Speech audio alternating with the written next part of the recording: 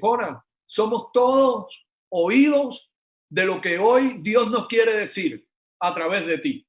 Gracias, Jonah, por tanto tiempo de servicio en nuestra comunidad de fe. Gracias a ti, a tu esposa y a tus hijos. Para mí es un privilegio servir y lo agradecemos. Y hoy con un tema que me parece relevante en tiempos de COVID-19 y es la muerte. Y les voy a revelar por qué quise hablar de la muerte. Porque encontramos una persona que parecía estar enferma y siendo creyentes, su familia empezó en un discurso de lucha contra la muerte, como si la muerte fuera una derrota. Y cuando escuchábamos el canto hace unos minutos, la pregunta es, ¿dónde está, oh muerte, tu aguijón? ¿Dónde está, oh sepulcro, tu victoria? En realidad, el miedo a la muerte es muy generalizado. Si viéramos encuestas, nos daríamos cuenta que es uno de los miedos más comunes, el miedo a la muerte. Y como todo miedo, puede llevarnos por caminos tenebrosos. Como todo miedo, resulta un mal consejero. Si vemos el COVID-19 hoy, tiene una tasa de mortalidad baja, alrededor del 1% por cada millón de habitantes. La tasa de letalidad es aún menor al 1% de los que lleguen a enfermarse, que no es toda la población.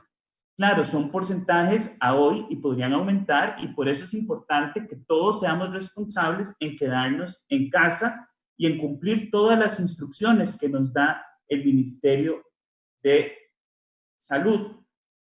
Si nos mantenemos disciplinados, significa que no serán muchas las personas que lamentablemente morirán. Algunos sí lo harán, pero lo cierto es que en casi todos los hogares hay un profundo miedo a la muerte. Y el miedo a la muerte es un mal consejero. El sentido de sobrevivencia está bien, es natural, es responsabilidad social cuidarnos y cuidar a los nuestros. Pero el sentido de sobrevivencia es diferente a tener miedo a la muerte. El miedo nunca debe ser un motor en ningún área de nuestra vida. Les propongo entonces 2 reflexiones acerca de la muerte. Para eso usaremos como un texto base Juan 11, 25 y 26, que dice así: entonces Jesús le dijo, yo soy la resurrección y la vida. El que cree en mí vivirá aunque muera. Y todo el que vive y cree en mí no morirá jamás. ¿Crees esto? Pregunta. La Biblia se ocupa muchísimo de hablarnos de la muerte. Probablemente porque Dios sabe bien que uno de los grandes miedos sería la muerte misma. Oremos entonces. Señor, que tu palabra hoy nos hable acerca de tu vida en abundancia y de la muerte como lo que es para los que estamos en Cristo, victoria. Te rogamos, Señor, que tu palabra sea como espada de doble filo, que penetre en nuestro corazón y traiga luz. Por Cristo Jesús. Amén. Quiero proponer sobre la muerte 6 breves reflexiones. La primera es: Cristo venció la muerte. La segunda es: la muerte perdió su aguijón. La tercera es: la muerte no es castigo. En cuarto lugar, la muerte no es oscuridad. En quinto lugar, la muerte no nos separa del amor de Dios. Y sexto, la muerte no es más grande que la fe. Primero, Cristo venció la muerte. Acabamos de celebrar Semana Santa, una Semana Santa muy diferente a todas las que habíamos vivido a lo largo de nuestra existencia, pero celebrábamos el domingo de resurrección y recordábamos que si Cristo no hubiera resucitado, vana sería nuestra fe. El célebre predicador Charles Spurgeon, en su sermón 3125 del 17 de diciembre de 1874, un predicador que es de mis preferidos por mucho, decía en aquel momento: para vencer el miedo a la muerte, debemos mirar al Señor Jesucristo, pues no hay una verdadera liberación del temor a la muerte, excepto mirando a aquel cuya muerte es la muerte de la muerte. Véanlo en la Biblia. Acompáñenme a Hebreos 2, 14 y 15. Dice Hebreos 2, 14 y 15. Por tanto, ya que ellos son de carne y hueso, él también compartió esa naturaleza humana, Jesucristo se refiere, para anular mediante la muerte al que tiene el dominio de la muerte, es decir, al diablo, y librar a todos los que por temor a la muerte estaban sometidos a esclavitud durante toda la vida. Vea entonces que es correcto. El Señor Jesucristo, mediante la muerte, venció la muerte. Dicho esto, tenemos que tener claro que Jesús se hizo hombre para para destruir por medio de su muerte al que tenía el imperio de la muerte y librar del temor de la muerte a todos los que estaban sujetos a ese miedo. Nuestra vida no debe ser regida por el temor a la muerte, porque la muerte de Jesús derrotó la muerte. Cristo la muerte venció y con gran poder resucitó. En segundo lugar, decía el canto que escuchábamos al inicio de esta meditación, la muerte perdió su aguijón. ¿Cuál es el aguijón de la muerte? El pecado. Y esto lo encontramos en 1 Corintios 15, 55 y 57, que dice, ¿dónde está, oh muerte, tu victoria? ¿Dónde está, oh muerte, tu aguijón? El aguijón de la muerte es el pecado, y el poder del pecado es la ley. Pero gracias a Dios que nos da la victoria por medio de nuestro Señor Jesucristo. El pecado es muerte, es castigo, es destrucción. El aguijón de la muerte es el pecado. Y es claro que todos hemos pecado. Pero ¿qué es morir perdonado del pecado? Todos hemos pecado. Pero ¿qué es morir perdonado del pecado?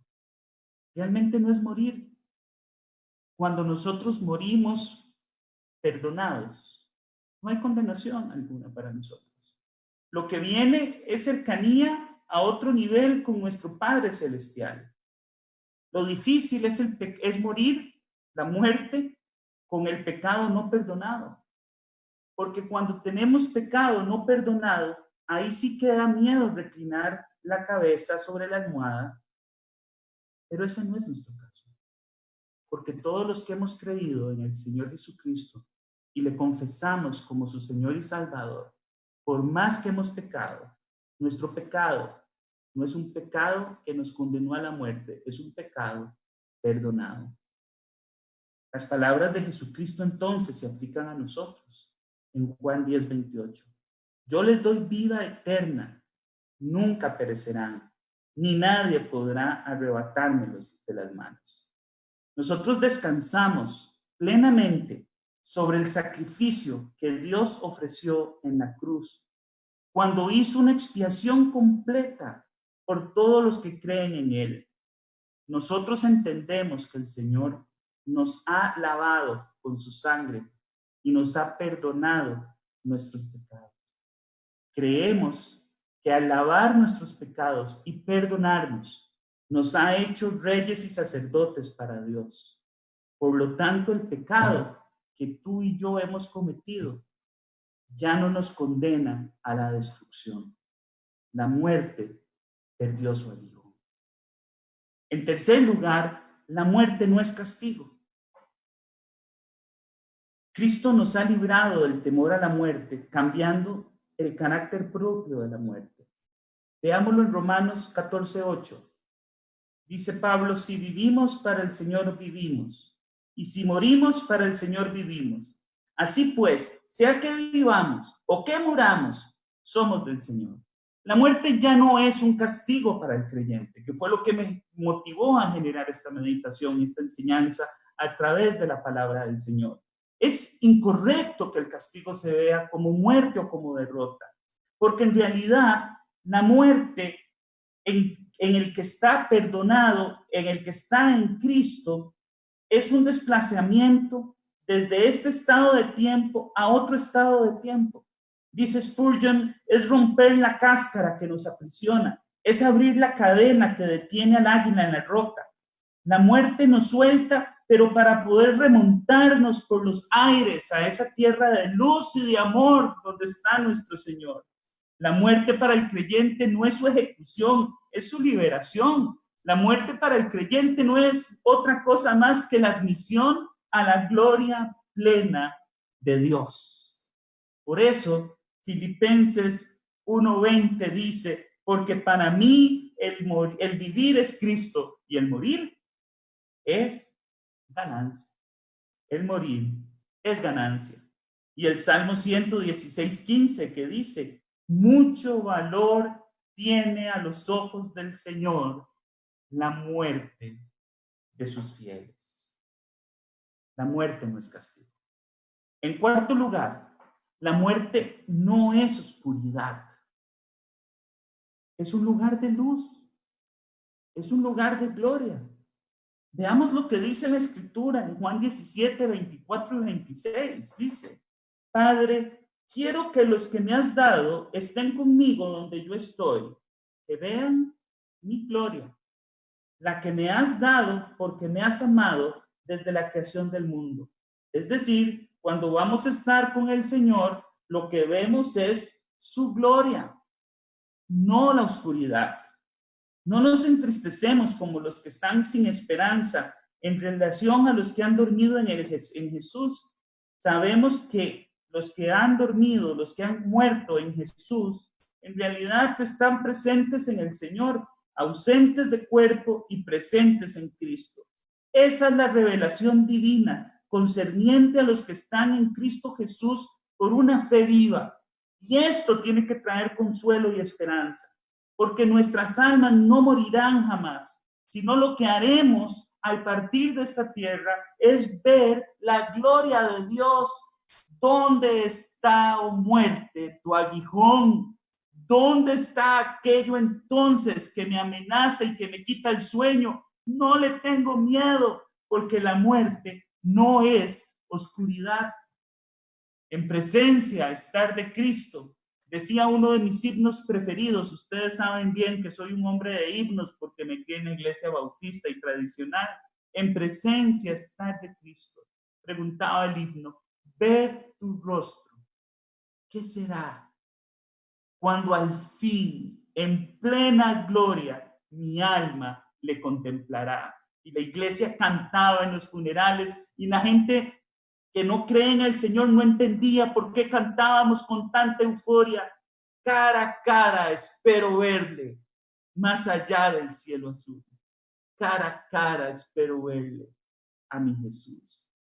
La muerte definitivamente no es un trayecto a la oscuridad, no es un túnel a lo oscuro, es un túnel a la gloria.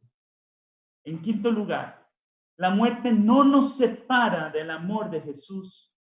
Para vencer el temor a la muerte, debemos mirar a Jesús en la cruz, expiando nuestros pecados. Debemos ver a Jesús en la resurrección, levantándose de los muertos, en la gloria tomando posesión del hogar que preparó para nosotros, a la diestra del Padre, esperándonos a nosotros. Debemos ver a Jesús, porque la muerte no nos aparta de Jesús. Él ha estado con nosotros ahora, ha estado con nosotros antes, estará en el momento de la muerte y estará en la muerte, estará en el periodo de vida eterna. Él nos ama hoy, nos amó ayer, nos amará mañana y nos amará toda la vida y nos amará después de la muerte. Por eso Romanos 8, 38, 39 lo dice como un canto maravilloso que nos alegra la existencia a todas las personas. Por lo cual estoy seguro, dice Romanos 8, 38 y 39, que ni la muerte, ni la vida, ni los ángeles, ni principados, ni potestades, ni lo presente, ni lo porvenir, ni lo alto, ni lo profundo, ni ninguna otra cosa creada nos podrá separar del amor del Señor. Si vamos a experimentar algo diferente al morir, pienso que será que encontraremos que los lazos que nos unen con nuestro amante Salvador van a ser más fuertes. La revelación del amor de Dios será aún más brillante. Jesús estará más cerca de nosotros. Será más amado de lo que antes ha sido, porque lo veremos en su plena gloria después de nuestra partida de esta tierra. La muerte no nos separará del amor de Dios. Entonces, ¿dónde está, oh muerte, tu aguijón? ¿Dónde está, sepulcro, tu victoria? ¿Y por qué entonces el hombre que se entiende perdonado teme a la muerte, si en realidad Dios nos ama hoy y nos amará en vida eterna? Por último, en sexto lugar, la muerte no es más grande que la fe. Si tú tienes miedo a la muerte, te invito a que fortalezcas tu fe, porque ya hemos hablado en otros mensajes anteriores que cuando nuestra fe se acrecienta, nuestros miedos se hacen pequeños, se aminoran. Date cuenta que Cristo es tu Salvador, que es el Dios que te ama, el que se entregó por ti para salvación eterna. Date cuenta que Él ha inscrito tu nombre, no solo en el libro de la vida, Dios ha inscrito tu nombre en su corazón. Y Él te ha dicho, no te dejaré ni te desampararé. Entonces que tu fe venza el miedo a la muerte y diga, aunque ande en valle de sombra o de muerte, no temeré mal alguno, porque tú estarás conmigo y tu vara y tu callado me infundirán aliento. Acrecienta tu fe. Terminaba diciendo Spurgeon en su mensaje, usen el telescopio. Miren a lo lejos, a las colinas eternas. Cada vez que tengan miedo a la muerte, usen el telescopio. Vean más allá, donde está Cristo sentado a la diestra del Padre, donde ustedes se sentarán a su diestra, donde ustedes serán coronados, como Cristo ha sido coronado. Miren por encima de esta niebla, miren por encima de estas dificultades, de toda esta bruma, más allá del sol, miren. Y regocíjense, porque serán uno con Jesús. Ya han tomado por la fe posesión de la tierra, donde no habrá más llanto, ni habrá tristeza, ni habrá más dolor. Usen el telescopio cuando tengan miedo a la muerte. Miren a su Jesús y tal vez canten aquel himno entonces que dice, bellas mansiones. Cuando usamos el telescopio y vemos más allá de la muerte, lo que vemos son bellas mansiones, decía el himno, tengo allá en la gloria, donde el dolor y el afán no están. Si en este mundo predomina el llanto y somos frágiles y sujetos al dolor fatal, en el cielo cesará el quebranto y por los siglos nunca habrá más mal. Bellas mansiones es lo que hay en el telescopio. Cuando tenga usted miedo a la muerte, use el telescopio.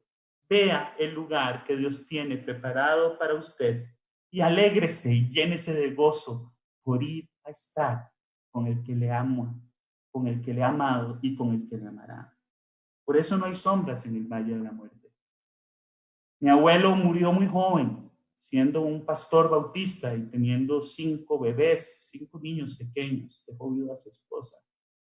Y siempre nos ha impresionado escuchar a mi abuela cuando vivía contarnos y escuchar la grabación de mi abuelo, que era cantante, cantando el siguiente canto que decía, no habrá sombras en el valle de la muerte, cuando cese de la vida el batallar y escuchemos del Señor el llamamiento, llevándonos con Él a descansar. Sombras, decía, cuando iba a morir, a pesar de ser pastor bautista, a pesar de ser evangelista, cantante, a pesar de tener 5 niños, una esposa, ¿cómo podía decir esto? Sombras, nada de sombras. Al dejar este mundo de dolor, sombras, nada de sombras, cuando al cielo llegue vencedor. Al dejarnos los que amamos, no habrá sombras, decía, si su fe depositaron en Jesús. Porque irán para vivir por las edades con quien quiso redimirlos en la cruz. Sombras, nada de sombras. Por eso es que en los funerales, cuando me ha tocado presidir, siempre uso esta frase: sombras, nada de sombras en la muerte. Solo hay luz. Finalmente, sobre la muerte, quisiera decir que la muerte de los nuestros es natural. No podemos vivir con miedo por algo que va a ocurrir tarde o temprano. Puede ser en cualquier momento, porque para morir solo hay que estar vivo. Es una realidad que no podemos ocultar. Claro que habrá despedidas que, como dice Marcos Vidal, duelen y espantan. Estamos susceptibles a eso. No conocemos nuestros días. Y es claro que al morir nuestros padres, nuestros hijos, nuestra esposa, nuestros hermanos, habrá dolor. Es lo natural, habrá luto. Pero no podemos hacer nada al respecto el día que llegue la muerte. Más que consolarnos en que Dios traerá consuelo, en que Dios traerá esperanza y que la vida va a continuar y que los duelos se tienen que terminar. Será un proceso natural, duro sin duda alguna. Y si usted está viviendo el duelo de un familiar cercano, no quiero de ninguna manera despreciar su duelo, que es correcto, sano, profundo, pero que también es cierto, debe terminar, porque la vida tiene que continuar. Y esa vida será una vida en la que Dios traerá paz, consuelo y esperanza. Lo que no se vale es entonces vivir con miedo permanente por algo que va a ocurrir a menos de que Dios venga y nos lleve a su presencia sin muerte, que será que algún día nosotros y los nuestros van a morir. No viva amarrado a la muerte. No permita que el miedo a la muerte le limite. Esa es la primera reflexión que quería hacer en esta noche sobre la muerte. Y la segunda es muy impactante tal vez, porque cuando nos damos cuenta que la muerte ha sido derrotada y que la muerte para nosotros es victoria y no derrota. Sin embargo, la siguiente reflexión que quiero introducir es ¿qué deberíamos de pensar en función de que la muerte es una posibilidad para nosotros? Isaías 38:1. Por aquellos días Ezequías se enfermó gravemente y estuvo a punto de morir. El profeta Isaías, hijo de Amós, fue a verlo y le dijo: así dice el Señor, pon tu casa en orden, porque vas a morir, no te recuperarás.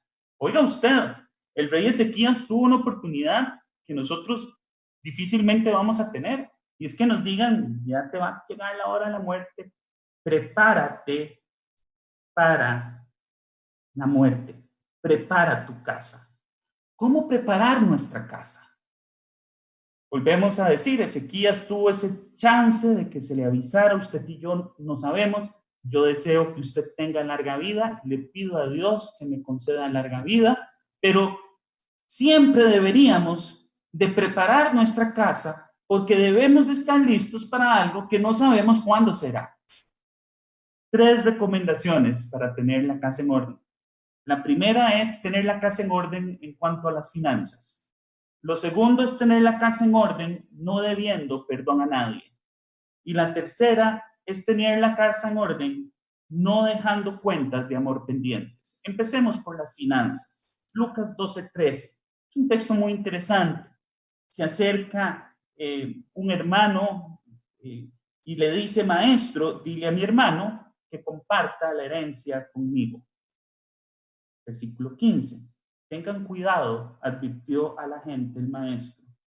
Absténganse de toda avaricia, porque la vida de una persona no depende de la abundancia de sus bienes. Este hermano se acercó a acusar a su otro hermano y a pedirle al Señor que se pusiera de árbitro para pelear por herencias. Mire, tenga cuidado. Si realmente su corazón, cuando piensa en la muerte de alguien, de los suyos o de usted mismo, lo que está pensando es en herencias, porque realmente el tamaño de la billetera nunca ha sido consustancial a la felicidad de una persona. Y ciertamente, cuando una persona lo que está pensando es que si alguien muere en herencias o que si él muere en herencias, lo que debería de preguntarse es dónde tiene el corazón en la tierra, dónde está su tesoro en la tierra. Mateo 6, no acumulen para sí tesoros en la tierra, acumulen donde la polilla y el óxido destruyen. Más bien, dice, acumulen para sí tesoros en el cielo, donde ni la polilla ni el óxido carcomen, ni los ladrones se meten a robar, porque donde está tu tesoro, allí también estará tu corazón. Mire, invirtamos en las cosas del cielo. Si realmente está contando en lo que le van a dejar si alguien muere o en qué va a dejar usted si muere, déjeme decirle algo. Hay una herencia incorruptible. Hay una herencia que nada carcome, que nunca se agota. Es la herencia espiritual. Mi abuela murió sin dejarme un 5 de herencia.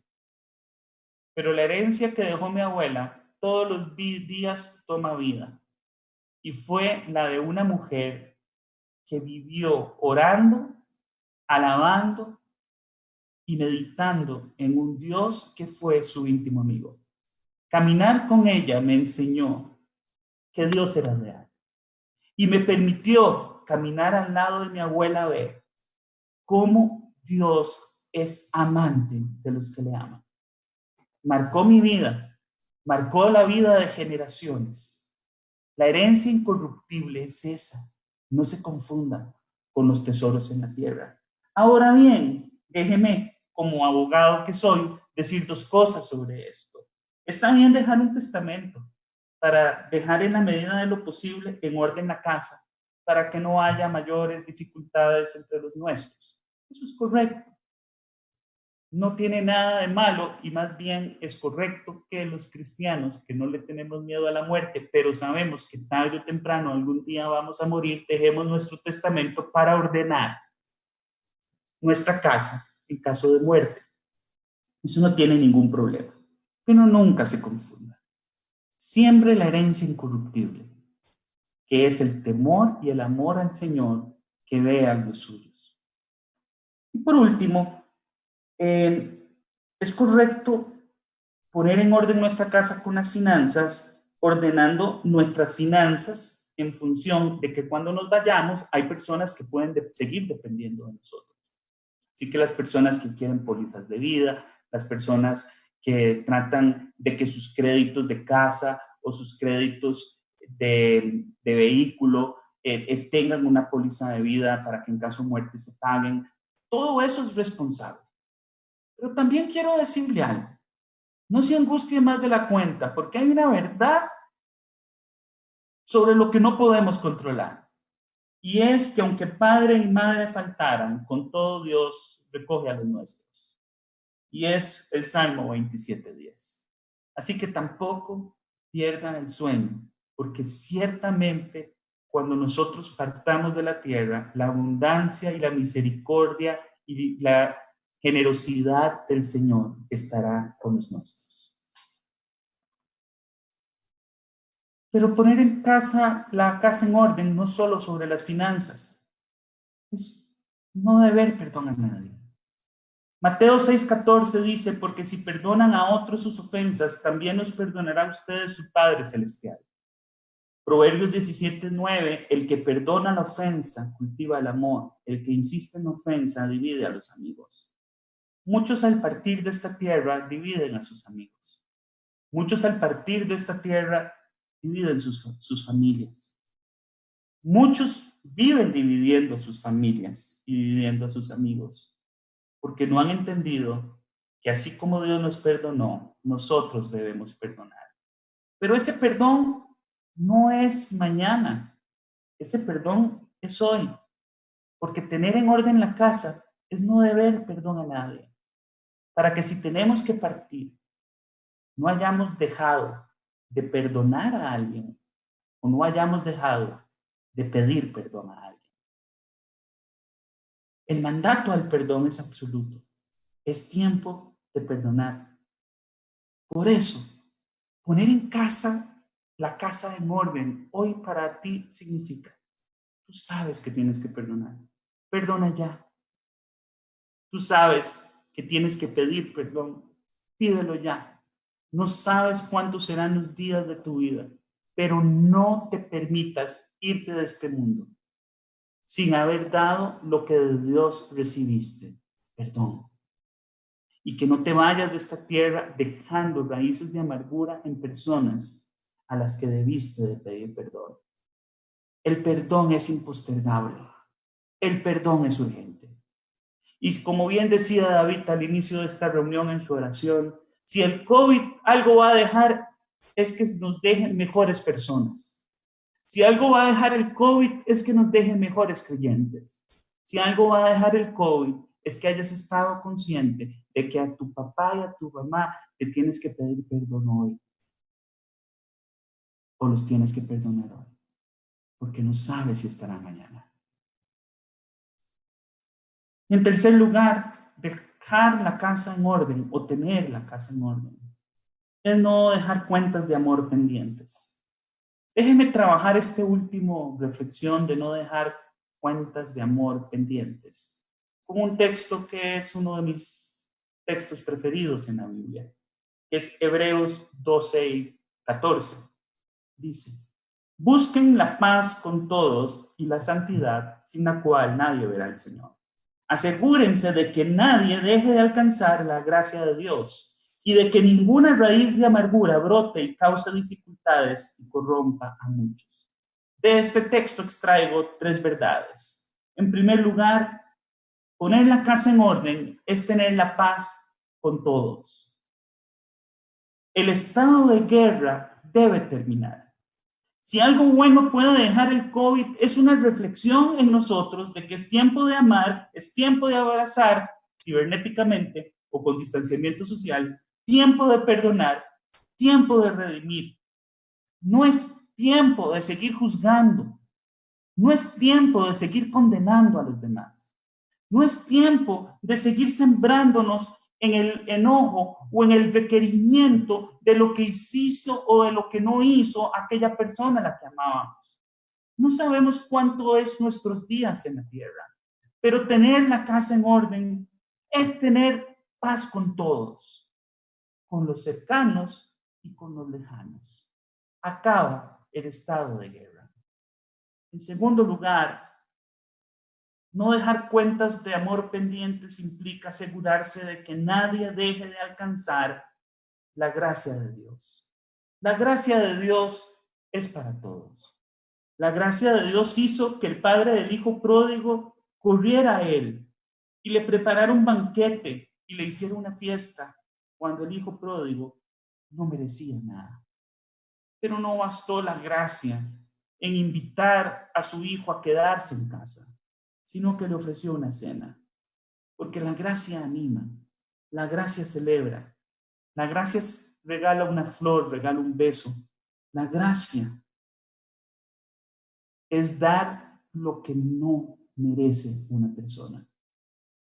Y dice el texto: asegúrense de que nadie deje de alcanzar la gracia de Dios. Es tiempo de gracia para todos y para con todos. Y poner la casa en orden es asegurarnos de que todos alcancen la gracia de Dios. Aún los que te han hecho daño. Tus vecinos, tus padres, tus hijos. Poner la casa en orden es compartir la gracia de Dios con todos. Y es orar y suplicar a Dios y trabajar por que la gracia de Dios nos alcance a todos. Por último, dice que ninguna raíz de amargura brote y cause dificultades y corrompa a muchos. Poner la casa en orden es arrancar las raíces de amargura. Es hurgar en tu vida dónde está ese lugar oscuro que te duele y que te amarra a lo que pasó antes, que te trae amargura y tristeza. Es llegar a ese lugar. Es arrancar tu vida del dolor de lo que pasó o de lo que no pasó, de lo que fue o de lo que no fue. A esa raíz de amargura que te impide levantar las alas como el águila y volar. Poner la casa en orden es cortar las raíces de amargura. es no seguir lo que nos quede de vida, desperdiciándola en el dolor de lo que ya pasó. El futuro está por delante. No sabemos cuántos días serán en la tierra, pero sí sabemos que será una vida eterna en abundancia. Pero dejar raíces de amargura en la tierra no solo es vivir mal los días que nos queden aquí en la tierra, sino que es el riesgo de que al partir haya dolor, haya división en medio de los nuestros, porque no tuvimos la sensatez de vivir arrancando las raíces de amargura. Concluyo. Estos días he pensado mucho en mis papás. Mis papás son adultos mayores y además tienen todos los números de la rifa en cuanto a riesgos después de ser diabético, hipertensos, después de sufrir un cáncer. Así que he pensado mucho en ellos. He cumplido todas las recomendaciones del Ministerio de Salud, pero pensaba en que la muerte tarde o temprano llegará.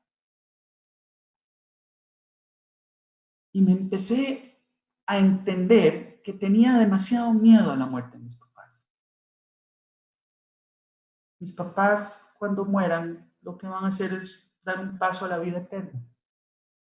Habrá un luto natural, pero decidí no dejar que ese miedo me aprisione, porque 1000 veces les he dicho que les amo, 1000 veces les he cuidado, 1000 veces he tocado la puerta para llevarles de comer o para atender sus necesidades. No tengo deudas de amor con mis padres. Parte de mi reflexión final es: ¿cómo estás en deudas de amor con los tuyos?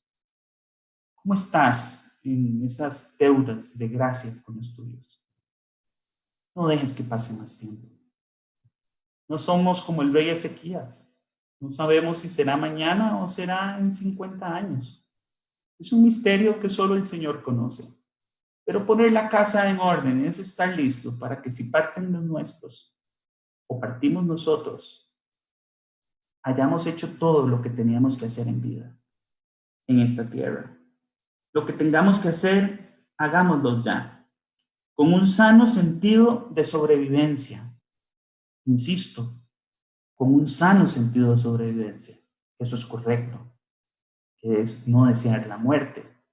Es todo lo contrario, es prevenir nuestra vida, conservarla con todas las medidas que hay, con un sano sentido de sobrevivencia. Acatemos las medidas de salud, pero no por miedo a la muerte, sino por el sano sentido de sobrevivencia. Porque el día que partamos, creo que se realizará aquel canto maravilloso de Marcos Vidal, y es cara a cara. Solo déjame mirarte cara a cara y perderme como un niño en tu mirada. Y que pase mucho tiempo y que nadie diga nada, porque estoy viendo al maestro cara a cara. El día que yo parta, no sé cuánto será, le pido a Dios larga vida, porque quiero estar al lado de mi esposa y de mis hijos y verlos crecer. Pero sé algo, en el funeral habrá luto natural, pero de mi parte lo que habrá es un deseo profundo de decir como Marcos Vidal: tan solo déjame mirarte y perderme en tu mirada. Que pase mucho tiempo y que nadie diga nada, porque estoy viendo al maestro cara a cara. Y si tú no tienes esa paz, precisamente porque no te sientes perdonado, hoy es día del perdón. Ahí donde estás. Si no sientes esa seguridad de que la sangre de Cristo te perdonó, si no tienes esa tranquilidad en tu corazón de que la muerte de Cristo venció la muerte porque resucitó, y quieres esa presencia de Dios que te perdone y te dé paz, te invito a que cierre los ojos y digas en este momento: oh Salvador bendito, Jesús, perdona mi pecado. Hoy me entiendo pecador, pero no quiero dormir más sintiéndome condenado por el pecado. quiero recostar mi cabeza en la almohada, sabiéndome perdonado. Perdona mi pecado y sálvame. Hazme tu hijo y permíteme vivir contigo. Te lo pido, Señor.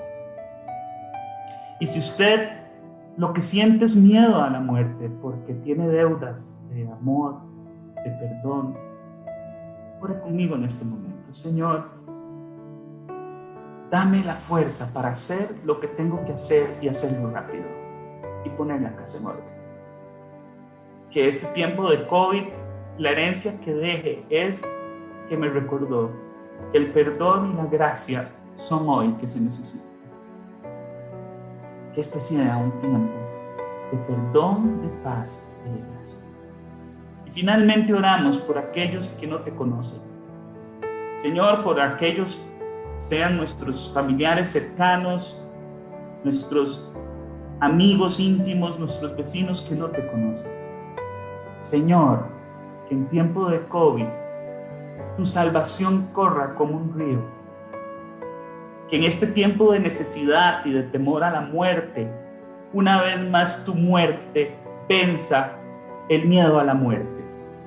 Y permita que muchos, Señor, obtengan esta vida que no se acaba, esta vida abundante que es eterna. Señor, que en tiempos de COVID encontremos tiempos de salvación. Ayúdanos a poner nuestra casa en orden. Y gracias, porque hoy recordamos que el día en que partamos, te veremos cara a cara. Por Cristo Jesús. Amén y amén. Gracias, Sammy, David. No sé si hay preguntas o tocamos algún otro tema. Gracias, Jonathan, por tan bella enseñanza. De verdad que muy edificante para todos. Han comentado muchísimo nuestros amigos de iglesia y de redes sociales. Surgen muchas preguntas alrededor de este tema. Una de estas es, ¿cuál es la mejor forma de consolar a alguien que ha perdido a un ser querido? El luto es completamente natural. Nunca debemos de regañar a quien está en luto. Debemos de siempre ser sensibles y respetar profundamente el dolor de quien llora la partida de los suyos. Pero hay algo claro, la muerte es natural y que mueran los nuestros es una variable que tenemos que contemplar. Y si mueren, debemos de enseñarle a quien está en luto que hay vida en abundancia. No puede morir con quien se fue ya. Tiene que superar su luto. Tiene que encontrar en Dios la paz y el consuelo. Dios es el Dios de toda paz y de toda consolación. Yo sé que ese hueco difícilmente nada lo llenará y siempre habrá un recuerdo que traerá tristeza. Pero el luto tiene que ir menguando su presencia en nosotros para que podamos empezar a sentir otra vez otras emociones y podamos empezar a seguir viviendo y seguir construyendo. Por eso el luto es como el ruido de la campana. En el momento que la tocan suena tilín, tilín, pero no se puede quedar siempre en el mismo tono. Tenemos que ir aprendiendo a caminar en ausencia de aquellos que se fueron. ¿Qué decirle a quien está en luto? Que respetamos su luto, pero que suplicamos al Dios de toda paz y de toda consolación, que traiga alegría, que traiga consuelo, que traiga vida.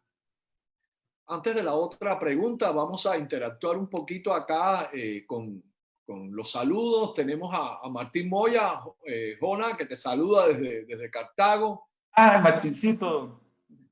Damaris Palma dice, bello mensaje. Irene Esquivel, preciosas palabras. Gabriela Abinazar dice, wow, qué prédica tan llena de verdades. Gabriela, bueno, igual dice verdad. Carla Bolaños dice, excelente enseñanza, gracias. Débora Gallens nos dice, bendiciones, gracias por esa enseñanza, muy acorde al momento en que estamos viviendo. ¿Puedo contar una pequeña anécdota, aunque no me toca a mí? Por favor. Martín era el pastor que atendía esta parte de los sepelios, de los funerales, ¿verdad? Y Alice me pasó como Eliseo, me cayó el manto literalmente. Y a veces no encuentro palabras para decirle a la persona allí, me pongo tímido, pero recuerdo en mi propia experiencia que un abrazo y que estar presente es lo mejor que podemos hacer a veces cuando las palabras no son suficientes ante el dolor de nuestros seres amados, de nuestros compañeros de camino. Vos sabes, Sammy, que una de los actos en los que trato de nunca faltar es en el funeral de los seres, cuando muere un familiar de alguien que yo quiero, porque ese es el momento para estar presente. Totalmente de acuerdo. Cuando muere alguien sensible para alguien que amamos, nuestro deber primero nunca es regañar, nunca es llegar a exhortar por el luto, es estar a la par, abrazando y amando, aunque ahora el abrazo tiene que ser cibernético. Adelante, Davidcito. Sí, claro. Otra de las preguntas que surgen es cómo superar la partida de un ser querido que se fue y con el que aún tenía deudas de perdón o deudas de amor.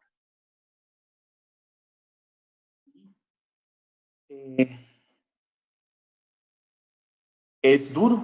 Tenemos que aceptar que ya lo que pasó, pasó y entender que esas deudas se fueron y lo que podemos hacer es amar a los que quedaron. Lo que podemos hacer es pedir perdón a los que quedaron o perdonar a los que quedaron. No podemos más que trabajar por lo que sigue adelante, por lo que sí tenemos en control y renunciar a controlar lo que no podemos controlar. Nosotros no podemos controlar después de la muerte. Y aunque quisiéramos devolver el tiempo, no podemos controlar el tiempo. Entonces, frente a algo que no podemos controlar, ¿qué haremos? ¿Amargarnos el resto de la vida? ¿Sentirnos culpables el resto de la vida? Dios no nos libró de la culpa para que nosotros nos amarremos a sentimientos de culpa.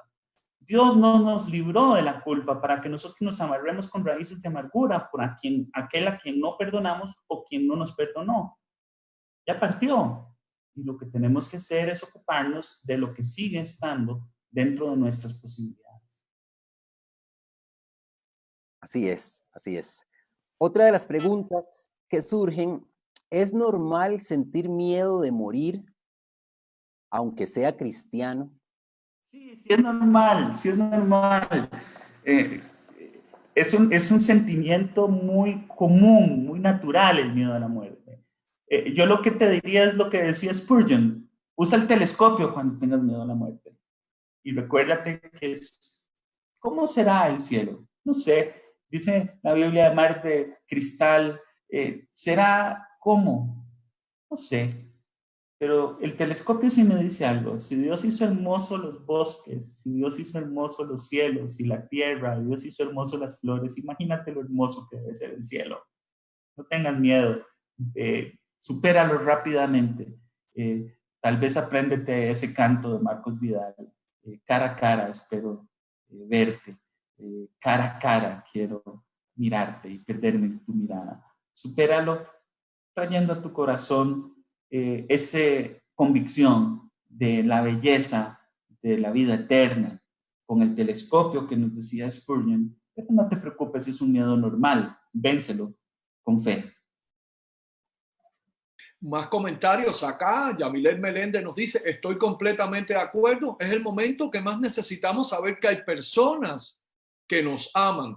Lorena Monge, esta hormiguita de nuestra comunidad de fe, nos dice un abrazo y compañerismo y agradezco a la comunidad de BAC cuántos abrazos recibí en experiencia o en la experiencia de mi duelo con la partida de su esposo. Muchas veces me levantaron los brazos. Es que esa es la tarea que tenemos por delante. Así es, definitivamente. Jonathan, nos preguntan, ¿cómo superar la partida de un ser querido que se fue con el Señor, pero que yo aún extraño su ausencia? Con gratitud con gratitud por todo lo que viviste con Él, por la gratitud de los momentos hermosos, por la gratitud del amor que se tuvieron, con gratitud a Dios por habértelo prestado el tiempo que te lo prestó, con gratitud a Dios por la vida de Él, con gratitud, cambiando las emociones, haciendo un cambalache y llevando nuestro corazón en lugar de la frustración y el dolor por el poder del Espíritu Santo que ha puesto en nosotros, pedir a Dios que tome nuestras emociones, nuestros sentimientos y los saque de terrenos de dolor y nos lleve por su Espíritu a terrenos de gratitud, de paz, de consolación, de alivio. Esa es una actividad espiritual profundísima, probablemente de las más complicadas que hay. Arrancar nuestra vida del dolor para llevarla con sus emociones y sentimientos y todo por la unción del Espíritu Santo y por la obra del Espíritu Santo a campos de paz y de gratitud, delicados pastos. Eso es lo que hace Dios en nosotros. Difícil. Oro por ti en este momento para que el Señor te potencie, te dé esa unción, ese aceite que haga posible cambiar tus emociones y llevarlas de la tristeza profunda a la gratitud y al contentamiento. Abro micrófono, perdón. Saludos de Ana Montero desde Norfolk, Virginia. Hugo Murillo dice, gracias, Jonas, por el mensaje de hoy. Un abrazo para Anita, David y Debbie. Saludos, Hugo. Jonathan, una de las preguntas que también surgen es la siguiente. ¿Cómo entender la muerte de personas inocentes en situaciones como las que vivimos hoy? Con mucha naturalidad. La muerte es una realidad. Solo ocupamos para morir estar vivos. En este mundo es la regla, nacemos y morimos. Muchos inocentes, hermosos, han muerto en el vientre de su madre, asesinados por su madre, por un aborto. Muchos inocentes, hermosos, maravillosos, han muerto a las pocas horas de nacer porque traen algún defecto. Así como también hermosos jóvenes mueren, hermosos adultos mueren. En la vida todos podemos morir y no sabemos nuestro tiempo. ¿Y cómo entender eso? Como una realidad clarísima. Y es que todos tenemos nuestra hora de partida. No dice la Biblia que los que crean en el Señor no morirán en esta tierra, ni que las personas buenas no morirán en esta tierra, pero tampoco dice que las personas buenas no sufrirán en esta tierra. Todo lo contrario, dice que en este mundo tendremos aflicción, mucha aflicción. Sin embargo, también nos consuela y nos llena de esperanza cuando nos dice que Él ha vencido la aflicción y ha vencido la muerte. Pero la gente que ha perdido un familiar, un hombre de Dios maravilloso por un asesinato violento, hay muchos de esos casos en la iglesia. Yo de niño viví la tristeza de ver o vivir de cerca el homicidio de un predicador fantástico, un homicidio salvaje en Ecuador de narcotraficantes contra un pastor. ¿Cómo entender eso? Como que en este mundo hay maldad, como que en este mundo hay enfermedad, como que en este mundo hay muerte. Y no ha dicho la Biblia que los hijos de Dios son las personas buenas, no estarán sujetos a los asesinatos, o no estarán sujetos a las enfermedades, o no estarán sujetos a la muerte, con naturalidad.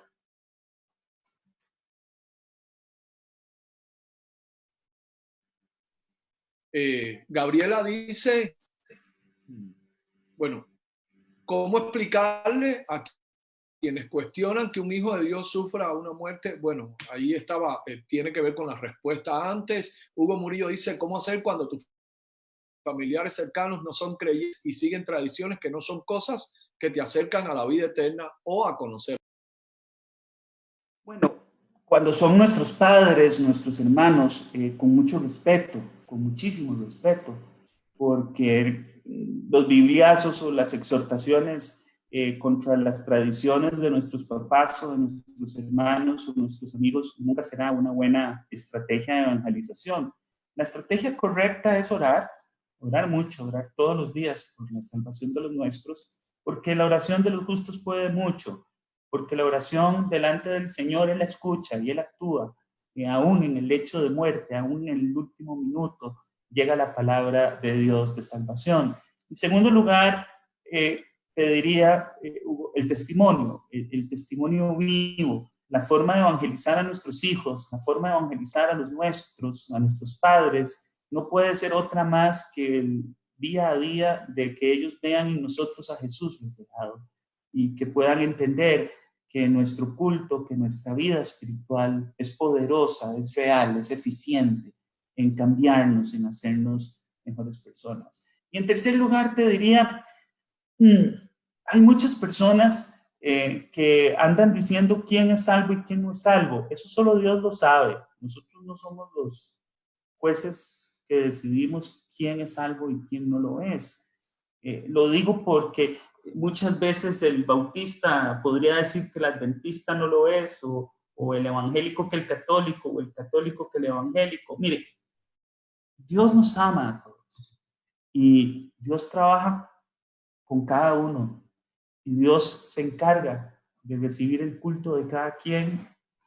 Nosotros no somos los llamados a decir quién irá al cielo y quién no. Eso es el Señor. Por supuesto que cuando vemos a personas que están lejos de la Biblia y lejos de las prácticas de la Biblia, por supuesto que lo correcto es orar por ellos y mostrarles con nuestro testimonio una invitación poderosa, que el culto que nosotros rendimos a Dios es eficiente para cambiar al ser humano. Gracias, Jonathan.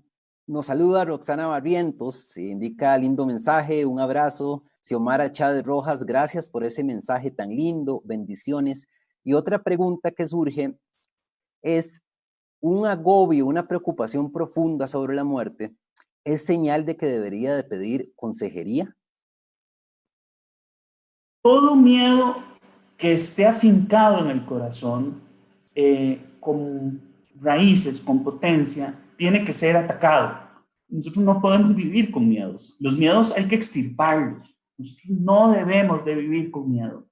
Entonces, si tienes un miedo agobiante a la muerte, yo te diría que sí. Yo te diría que los consejeros, los psicólogos son maravillosos, tienen herramientas científicas y bíblicas para traer luz, para ayudarnos a desenredar esos nudos que tenemos en el alma, en el corazón.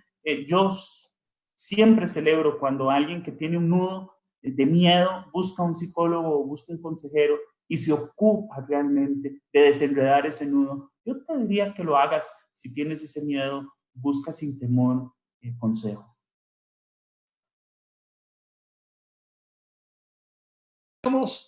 Ya no tenemos más preguntas. ¿Estamos, David? Estamos. Gracias, Jona, por esta noche, por esta enseñanza que trae consuelo a nuestras vidas y confirma lo que Dios ha hecho en las nuestras, en medio del duelo, en medio de la aflicción. El salmista dijo, si yo estuviese en medio de la angustia, tú me vas a vivificar. Es la vida de Cristo en nosotros, esa vida que Él prometió, esa vida en abundancia. Gracias, David, nuestro compañero fiel de milicia, y gracias a usted por estar con nosotros. Gracias por permitirnos acompañarle en este momento. Gracias por abrir su casa para que nuestra transmisión entre y a través del cielo poder seguir suministrándole estas valiosas herramientas en medio de la crisis. Una vez más, muchísimas gracias y muy buenas noches para usted. Que la paz de Dios le guarde hoy y siempre.